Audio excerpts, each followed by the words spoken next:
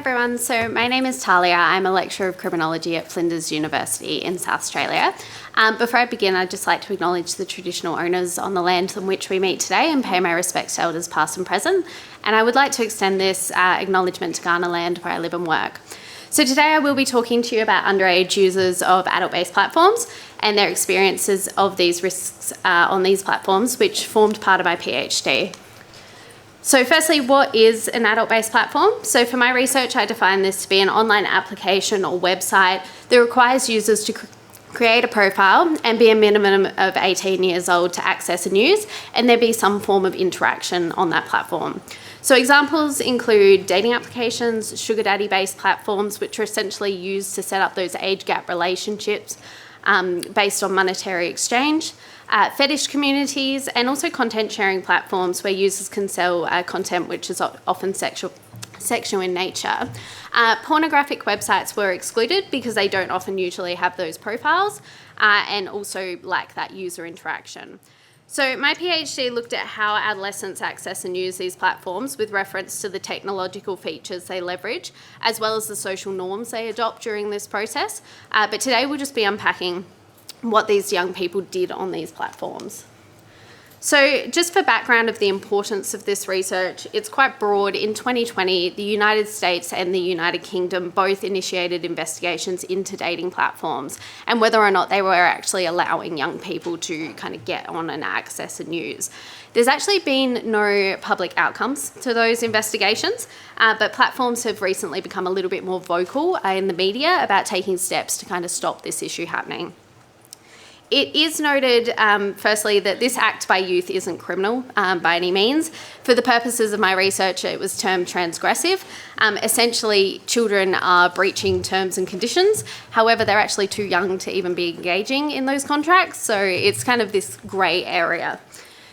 There are obviously potential risks to children who are using these platforms. That was confirmed by the data, and which showed a lot of incidents of sexual objectivity.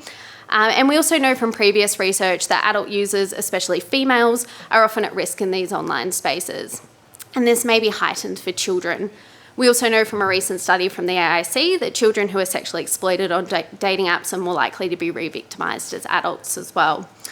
So there is a potential risk to adult users who may unknowingly commit a crime against a child if they're under the age of consent, through their communications, media sharing, or offline sexual activities. In Australia and other jurisdictions, these crimes are usually strict liability, meaning there are often no or limited defences to these adults. So just as a bit of background to what I did and what my research question was, I actually looked at how and why adolescents were using these, which is quite a broad question. There was minimal existing research out there, so I first became aware of the issue through news articles. But interestingly, only a handful of academic articles were either researching this matter or had even mentioned it in passing. Quite a few more have been published since the PhD was finalised in 2023. So the existing literature tended to primarily be quantitative. It tended to focus on homosexual males who are seeking other males. It considered sexual health outcomes like HIV and AIDS, and it failed to consider that entire kind of process that the young person was going through. Instead was very piecemeal at looking at one particular thing. So I wanted this research to be broader. I chose to adopt a qualitative approach. I interviewed Australian participants of any gender and sexuality, aged between 18 to 21 years old, who had previously used the platforms when they were underage. And the reason for that was really to get around any issues of potential mandatory reporting and also that difficulty of actually accessing children for research. So as you can see on the screen, these were a selection of adverts that I created and placed on both Facebook and Instagram via paid advertising. I also created a Facebook page where I could share information with people about the study and also be a way for the participants to contact me if they wanted. The page also provided the study's email address, phone number, resource forms, frequently asked questions, and this was displayed in both text and on video, so it made it a lot more accessible to all types of potential participants. And I was advertising these about 5 days a week, 2 at a time, rotated, but I was taking notes on which ones worked better. And just for background, the slides show the overall process for recruitment. So once they clicked on that ad, it either prompted them to my Facebook page or to send a message from the advert. They were then provided with information about how to book an online Teams meeting through the scheduling website Setmore. In theory, this process appears very simple, but they often booked in not understanding the eligibility criteria, or they didn't think there was any consequences for not showing up. So I probably had quite a large, group of people just not show up to their online interview. If they did show up though, participants were asked questions quite broadly because I wanted to know the entire process. However, about their engagement in online and offline settings, they were asked questions like, did you have a conversation with another user on that adult-based platform? What types of conversations did you have? Did conversations ever move to another platform? Did you or another user ever request to meet offline? What was the purpose for meeting offline? And did you ever engage in illegal activities while you were offline with that match? So in the end, I had 47 participants interviewed, but due to ineligibility, that was dropped to 46. There was a mix of ages, sexualities and genders who participated. Majority identified as male and heterosexual, but as you can see collectively, it was more common to see people identifying under that LGBTQ banner. But that does not necessarily mean they were identifying that when they were underage. This may have been a later onset. Participants started using these platforms from as young as 12, but as you can see, it was more likely that they would have engagement in later adolescence.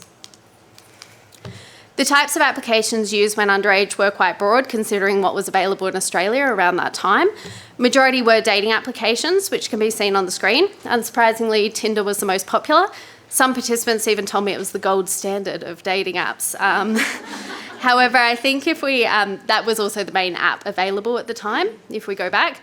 And if I think the study was to be taken again today, we would see a very different mix up here and different numbers. There's also the, in the other category, we've got the mention of sugar daddy sites, content creating sites, OnlyFans, which was very new at that time, and also a kink community site. So when I asked participants about their communication with matches while on adult-based platforms, I found that almost every participant had talked with either one or more matches on either the integrated messaging feature on the adult-based platform or another platform. So many participants, like the last presentation, had chosen to share their social media or personal communication details with a match and had moved their conversation to that other platform or mode of communication. So for example, SMS, Snapchat, Facebook, Kik, Skype, something like that. Some participants actually moved their conversations because of the communication restrictions on adult-based platforms. So for example, the ability to share photos and videos wasn't allowed on Tinder. So in these instances, they moved to another platform that afforded them with the ability to do that. One participant explained to me that they moved conversations to Snapchat if they wanted to share nudes, because they believed there was some privacy on that platform. So the quote was, Snapchat is just the go-to app on Grindr for nudes because the photo obviously doesn't save. Hopefully we know better than that. However, the literature does support the fact that children are using services like Snapchat for activities like sexting. About half of the participants in this study reported being comfortable sexting with a match on an adult-based platform, and around 6 participants said it was actually their prior experiences off of adult-based platforms that made them comfortable to do so. And only about a third of participants were saying they were refusing to engage in any form of sexting. So getting further into what types of communication they were having, participants reported engaging in various communication types, which often depended on what their end goal was with the match. So for example, the most commonly reported communication was casual or friendly, then we had flirty, sexual, and then those deeper conversations to get to know somebody a bit better. It is expected that these conversation goals were probably quite versatile and fluid, given that some participants identified certain types of communication, like flirting, could be used to progress it to a more sexual conversation. For those general conversations of just casual and friendly, most participants suggested their prior conversations in online generally on other platforms assisted them with having these kind of general chats on adult-based platforms. So one participant told me, quote, it was no different than if someone messaged me on Facebook. The setup for messages is basically the exact same. The only difference is, oh look, he's matched, you both think each other are cute. So arguably all children have these skill sets to inherently have a conversation on an adult-based platform. And just broadening on what participants identified as sexual conversations, this included discussions about their past sexual experiences or possible future encounters with a match. Despite only 15 participants identifying that they were having sexual conversations with matches, around half of the participants actually reported sharing and or receiving sexually explicit photos or videos with a match via the messaging. However, more participants were actually reporting experiences with this sending and receiving of sexual conversations or content before they were actually even using adult-based platforms. So this isn't necessarily new. There were a few participants who actually wanted to learn new communication skills by going onto an adult-based platform. So one of those was how to flirt in both those online and offline environments. And they were saying that adult-based platforms were really helping with that. And in respect to the sexual conversations, about 10 participants reported not knowing how to engage in sexual conversations, but said that adult-based platforms were a real assistance to that. What is concerning is how all these kind of communication types can be associated with grooming practices. So it can be really difficult to actually determine whether these friendly chats are just friendly or if they're actually part of a bigger problem. And lastly, just a small number of participants also identified receiving validation from their matches in those conversations. And this is in addition to the validation they were reporting from that swiping and matching process that we see on these apps. So participants experienced validation when their matches initiated or had flirty or sexual conversations or sent them compliments. Children have been found with general online platforms to kind of seek this validation and associate it with the number of matches they have on things like Facebook. And so arguably these children will associate the number of matches they have on adult-based platforms as also being a form of validation, but it could also be stronger because it's got that sexual backing to it. Half of the participants met an adult-based platform match offline. It appears it was more common to meet up with more than one match on different occasions as opposed to just meeting up with one match and then kind of finishing there. Some participants reported meeting a match offline only once, whereas others reported seeing that same match multiple times, and that was often associated with either having a relationship or engaging in ongoing casual sexual engagement. So previous literature supports the idea that children are meeting offline with matches from adult-based platforms, so it's not necessarily new. And also the reasons for this were reported for being just catching up, for having sexual engagement or for dating purposes, which is also supported in the literature. However, what we see in the existing literature is that LGBTQ youth are more likely to be engaging in the services and meeting up offline for sexual activities. About 10 of the participants in this study reported having previously met people offline from non-adult-based platforms prior to their use. So this was through Yubo, Whisper, Omegle or Kik, and that was for similar reasons that we're seeing on the adult-based platform use. So it really shows that this behaviour is not unique to adult-based platforms. It's rather these are just becoming another vehicle to kind of support the same behaviour. Participants tended to report meeting a match publicly, so that was either at a restaurant, on campus, at a mall, party, at the park or at the beach, and less reported meeting privately at a person's house. Reasons for public locations were obviously safety, whereas private was more for those sexual engagement purposes. There was also some discussion from some of the participants that they were meeting in public with the view to then move it private in that same meeting, which I guess also shows consideration for safety. But the safety precautions taken by would need further exploration.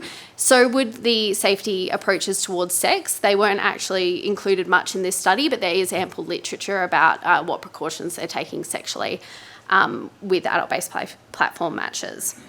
The participants in this study met offline with both underage and adult matches for both sexual and non-sexual purposes. So their adult matches were reported to be aged between 18 and 40 years old, depending who was meeting with who. And a couple of participants actually reported that they had sex with people in their 40s when they were aged 14. One of them was actually paid for that engagement because they met on the remunerative matchmaking service Seeking Arrangements. So it was paid for. In respect to the adult knowing the age of the child, this is somewhat disputed. So some of my participants were quite willingly open about their age with their matches. Others did keep it quiet. Some were queried by their matches and they either chose to disclose it at that point or continue to lie. A few of my participants though said on reflection, really, they probably knew I was a child and I looked like one. And if they didn't know up until that point when I got naked, they probably definitely should have known that I was 14. In respect to those offline meetings, there were 13 participants who reported engaging in some form or multiple forms of criminal activity. This involved consuming alcohol and or tobacco whilst they were underage, taking illicit drugs, and on one occasion I had a participant break and enter into a public swimming area with their match for their date. So I've left out mention of any underage sexual activities in this section, but in respect to those age-restricted or illicit good meetings, it was often suggested that it was the match who had supplied that alcohol or tobacco or drugs to the child. And in one instance, one participant told me they actually had negotiated a supply of alcohol in return for sexual services, but that actually never eventuated. It is important to note that while these are risky behaviours, many of the participants were already engaging in these with the use of fake IDs, or others told me they didn't even need a fake ID to engage in a lot of this behaviour. They were able to do it by just lying about their age, appearing older than they were, asking their friends to get them the goods, or just being able to access things without ever being asked for an ID. So once again, adult-based platforms are affording these opportunities, but they don't necessarily appear to be the instigator of them. So based off of what you've heard and what's already been discussed, there is some insights into the risks that may result from these experiences. In summary, the participants' perceptions of their time on adult-based platforms differed. Some regretted it, others had a really positive experience. Not to get too, but boys tended to say, it was fine, it was great, I met people at parties, it was really fun. That was heterosexual boys. Heterosexual girls were telling me, yeah, no, on retrospect, I realise now I've been groomed and it wasn't actually worth the time that I put into it. But that wasn't all of them either. We can't ignore that there's an apparent risk to children being groomed and exploited, both online and offline, from these platforms. As mentioned, the types of conversations were quite broad and they can reflect grooming practices at any level. Similarly, the sexual engagement with adults is also quite worrying. In respect to those offline encounters where it's happening, there are those increased risks for sexual and physical harms to the child.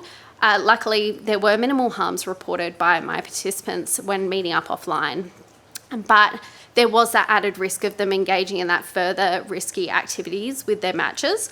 So the illicit drug use, alcohol use, again, these were available to them other offline spaces, but the adult-based platform use was enabling them to engage in those behaviours at another level and finding people who could supply.